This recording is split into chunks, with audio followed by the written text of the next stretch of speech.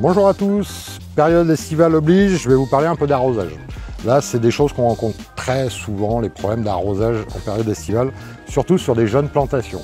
Gardez à l'esprit qu'une jeune plantation, c'est une plante qui va sortir de culture, qui est habituée à avoir un rythme d'arrosage et qui n'est encore pas installée dans votre sol. Alors, que ce soit en sol ou en pot, si vous la rempotez dans un pot plus gros, c'est un peu le même principe. Donc ça nécessite forcément une gestion d'arrosage beaucoup plus stricte, beaucoup plus...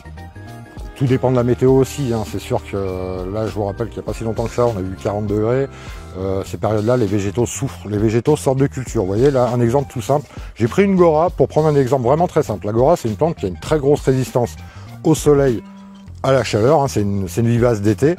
Là on a un sujet qui sort de culture, qui est déjà bien poussé, c'est-à-dire qu'il a déjà bien installé son développement de l'année, il est déjà bien développé, donc forcément il va avoir besoin de beaucoup d'énergie, donc déjà il sort de culture, il a peu de racines comme vous pouvez le voir, on est dans une petite mode de terreau, donc il y a peu de racines pour capter l'eau, donc même une plante comme ça qui est quand même très résistante, la première année d'installation, elle va demander des arrosages très fréquents.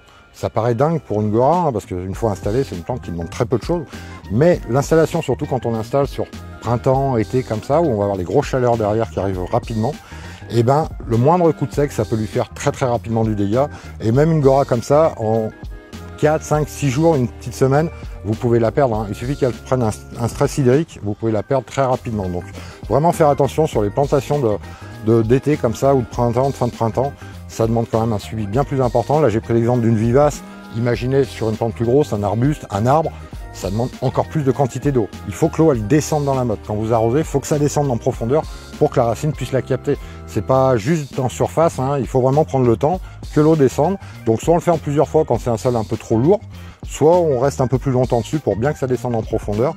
Et pas hésiter à surveiller de temps en temps en surface. Ça peut donner un signe, c'est-à-dire sur une plantation de 2-3 ans, si vous grattez un peu en surface, que c'est sec, il faut quand même aller chercher sur 4, 5, 6, peut-être 10 cm pour être sûr. Ça dépend de la taille de la motte aussi, plus la motte va être grosse forcément, plus l'eau c'est important qu'elle remonte dans le sol. Donc à surveiller, il y a plein de petites astuces, n'hésitez pas à nous demander si vous avez des doutes quand vous passez en magasin, il y a plein de petites astuces pour voir le premier signe, regardez bien vos feuillages, c'est le premier signe qui va vous donner l'indice comme quoi votre plante elle est en souffrance. Et voilà, mais ouais, l'arrosage, on pourrait en parler pendant des heures, donc il faut vraiment pas hésiter à poser des questions. Quand vous achetez un végétal, demandez la gestion de l'arrosage, n'hésitez pas, parce qu'il y a trop de gens qui font des erreurs, surtout à cette période-là. On rentre dans la période où il y a des gens qui ont planté des choses soit à l'automne, soit en tout début de saison, et qui commencent déjà à avoir des problèmes sur leurs végétaux, donc faut vraiment pas hésiter.